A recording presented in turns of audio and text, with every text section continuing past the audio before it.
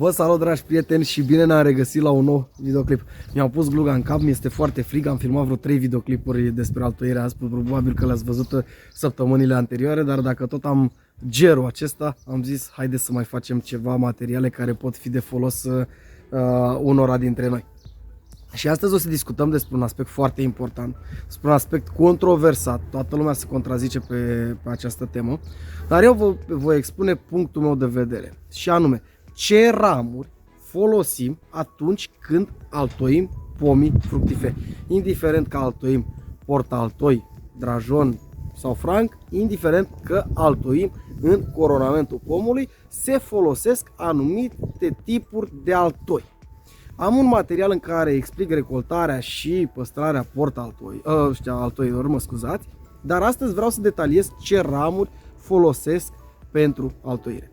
De ce spun că este un subiect controversat? Pentru că mulți recomandă folosirea altoilor ramuri de fructificare, ramuri propriu-zise sau ramuri în devenire. Ei bine, din punctul meu de vedere, este un lucru incorect și o să vă explic și o să vă argumentez imediat despre acest aspect.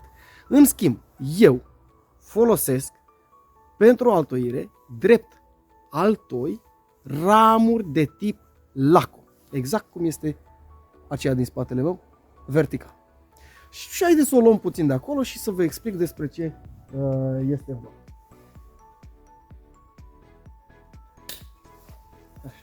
O vedeți? Este dreaptă. Ramurile de rod propriu-zise sau cele în devenire le-am prezentat în alte materiale, le găsiți pe canalul meu fără probleme și acolo le puteți identifica. Veți vedea că ramurile de rod sunt întotdeauna mai scurte, până în 35-40 de centimetri și în general sunt curbate sau sunt de o vigoare mai mică spre medie. Aceste ramuri de tip Lacom sunt de o vigoare mare. Eu nu folosesc în general partea de jos a Lacomului, ci folosesc partea de mijloc sau partea superioară. Pentru că, mare atenție, aici intervine două probleme. Dacă ar fi după mine, eu aș secționa undeva în această zonă, aș păstra această parte și din ea aș face altoii propriu-zise, la 3 sau 4 ochiuri. Vom discuta detaliat despre acest aspect. Vedeți, deci din acesta am făcut 3 altoi din acest lac. De ce folosesc Lacom și nu folosesc ramuri de rod? Imediat.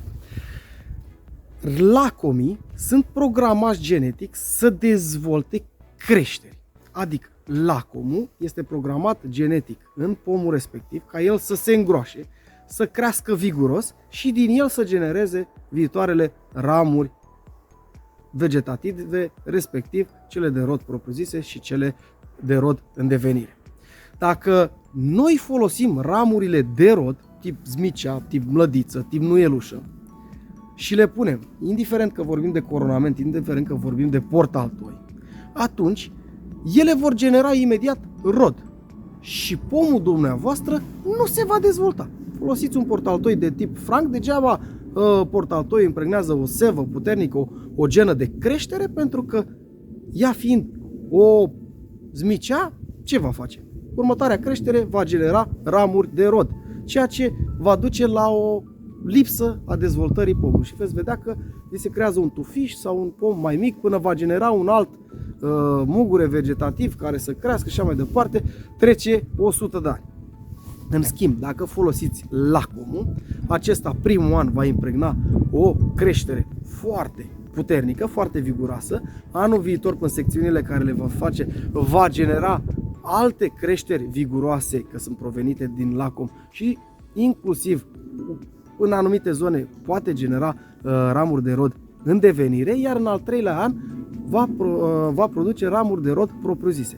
Ceea ce înseamnă că dacă altoiți cu Lacom pe un portaltoi, indiferent de natura acestuia, în anul 3 sau în anul 4 dumneavoastră veți avea rod, dar pomul dumneavoastră va fi dezvoltat. Sau altoiul propriu-zis. Dacă folosiți ramuri de rod în devenire sau ramuri de rod propriu-zise, pomul dumneavoastră va genera rod în primul an sau în al doilea an, ceea ce va împiedica dezvoltarea corectă a coronamentului, a șarpantelor, a ceea ce doriți dumneavoastră să creați. Și de aceea, din punctul meu de vedere, eu folosesc numai lacomi atunci când vine vorba despre procesul de altoire. Niciodată nu folosesc ramuri de rod. Și o să vedeți, așa cum am prezentat și într-un material anterior, altoirea pomilor bătrâni, că și schimbarea soiurilor în coronamentul pomului, atunci când schimbăm soiul total, sunt foarte mari greșeli atunci când oamenii vin și prezintă că fac niște secțiuni la niște diametre foarte groase și altoiesc în ele. O să vedeți că este total incorect, tot din punctul meu de vedere, pentru că pomul acela nu se va putea regenera niciodată, nu va calusa și la primul rod mai greu sau la primul vânt mai puternic va cădea în cap tot ce ați altoit dumneavoastră. În schimb, există o modalitate prin care puteți altoi, după aceea puteți face tăieri de suprimare și de reducție și veți schimba soiul unui pom fără ca cineva să cunoască că în acel pom a fost altoit și soiul lui a fost schimbat atunci când pomul era la maturitate, dar bineînțeles despre asta vom discuta într-un alt material. Așa că, dragilor,